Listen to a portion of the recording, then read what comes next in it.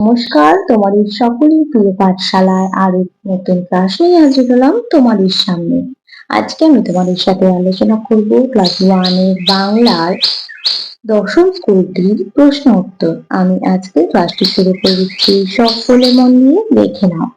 দশম স্কুলটির নাম হলো Barrackpore AB model high school, প্রাতঃকালীন প্রাথমিক বিভাগ। একের প্রশ্নটি আছে শূন্যস্থান পূরণ করো। নাম তার মতিবিল,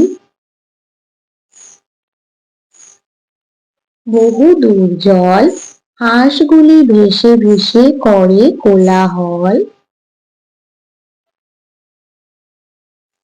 পাকে চেয়ে থাকে বক, চিল উড়ে চলে, মাছরাঙা ঝুপ করে পরে এসে জলে।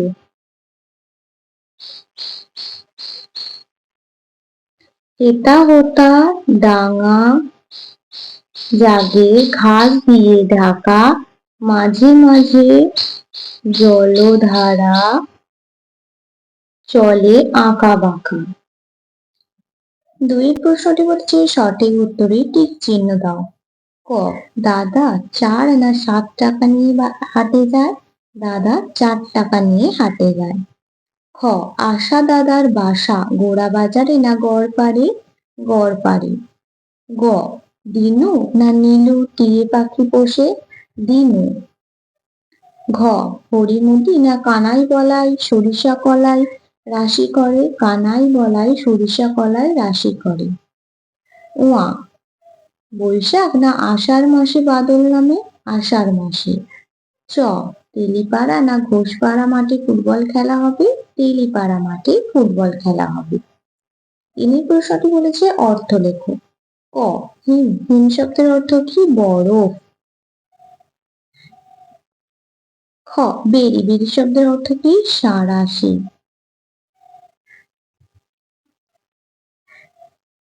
গ, উষা, উষা শব্দের অর্থ কি? ভোর। ঘ, গগন, গগন শব্দের অর্থ কি? আকাশ।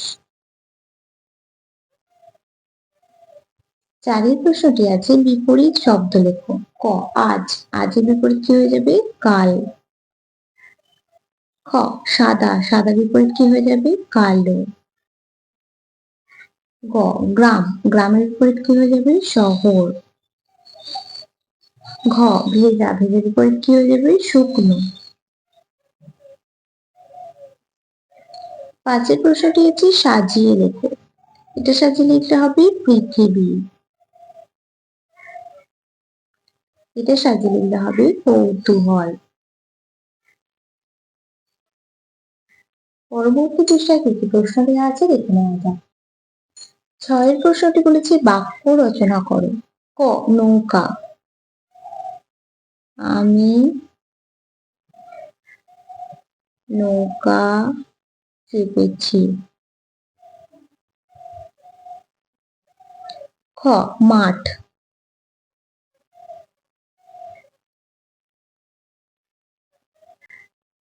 বিকেল বেলা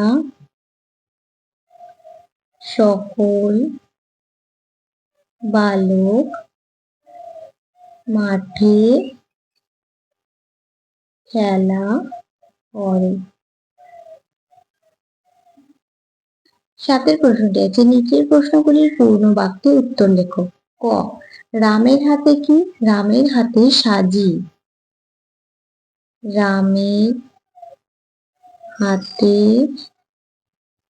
সাজি। খ, আমাদের পাড়ার মাঝখানে কি আছে? দিঘি আছে।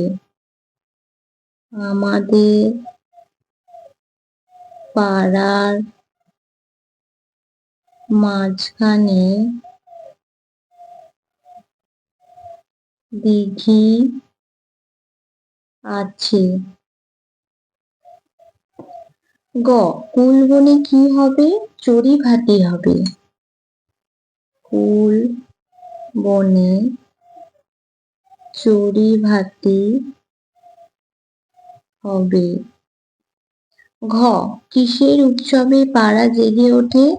বর্ষার উৎসবে। বর্ষার উৎসবে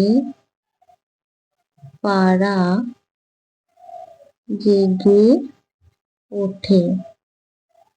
তাহলে স্টুডেন্টস, আজকে ক্লাসটি এখানে শেষ করছি। খুব তাড়াতাড়ি আরো একটি নতুন ক্লাস নিয়ে হাজির হবো তোমাদের সামনে।